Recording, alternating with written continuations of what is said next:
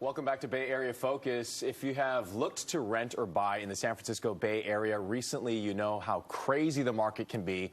Luckily, we have real estate expert America Foy with us now to discuss all that you need to know. All right, so what is the current state of the market in the Bay Area right now?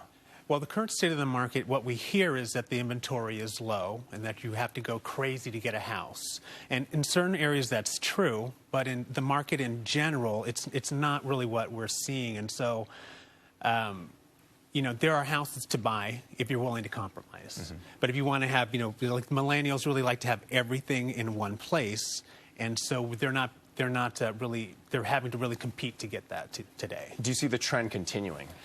I think the trend is going to continue as long as we let it continue. You know, I think when people really want to buy, they're going to get a little more intelligent, a little more savvy, a little more sophisticated, and they're going to start looking outside of what the information that we see from online. So we get a lot of information online from Redfin and Zillow, but we don't really have the ability to parse it.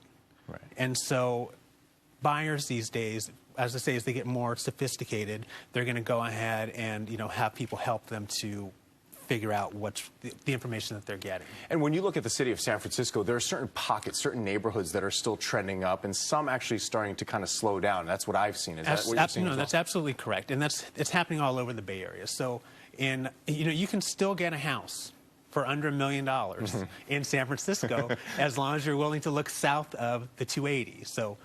The Outer Mission, Crocker Amazon, Silver Terrace, Portola, those are all neighborhoods where you can still, you know, get a house in San Francisco. All right. Let's focus on the Bay Area in general. What are micro markets? What do you mean by that? So micro markets are close to transit. So a classic example of this in Oakland is Rockridge, right?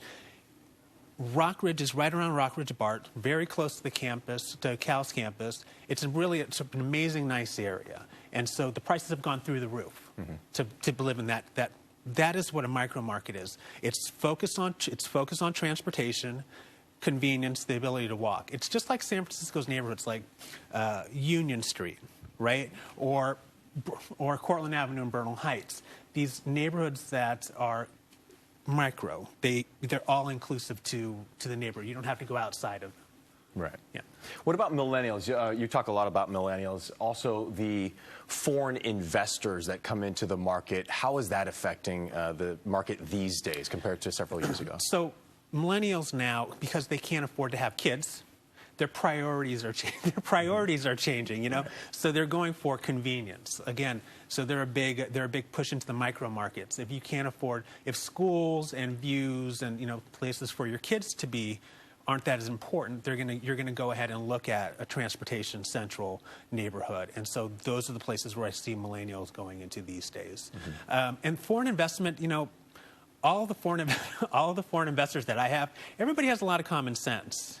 Right? There's not a lot of trophy buying anymore, where you're going to have someone come in and say, I have to have this property, no matter what.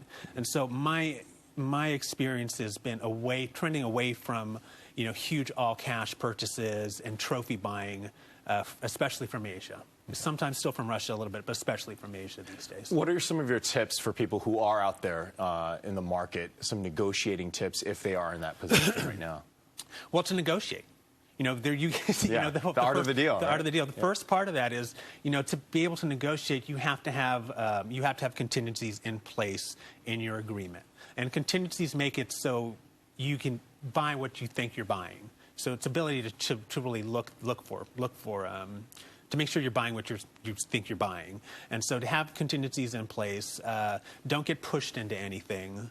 You know, you're buying. It's like the biggest thing you're ever going to buy. You know what I mean? You're not buying a bra, but it is something that you're going to be using every single day, and it should be comfortable. You should want to come back to it. You should want to do this. And so, if we can take the emotion out of this giant purchase, and it's going to make it a lot more sane for everybody. When you are making that big purchase, you also have to look at other markets in the country, especially the big cities. So how does the San Francisco market compare with markets like New York, Chicago, L.A.? So San Francisco is a small city. We can't go anywhere but up. And so property values will increasingly go up and up and up. You can see Manhattan the same. Manhattan, Brooklyn, San Francisco, Oakland, places where we have a lot of spread like Los Angeles, you just see the neighborhoods starting to get more desirable. So like North Hollywood, Silver Lake, Koreatown, now happening at mid-city and Los Angeles has showing a lot of action there. So it just depends, everything just depends. All right. Well, we're glad that you're keeping an eye on it in America. Thank you so much for joining us here this morning. Thanks so much. We appreciate Really appreciate it. To find out how America can help you, log on to americasells.com. And next up, we have a Broadway actor bringing his talents to a local Bay Area stage. Stay with us.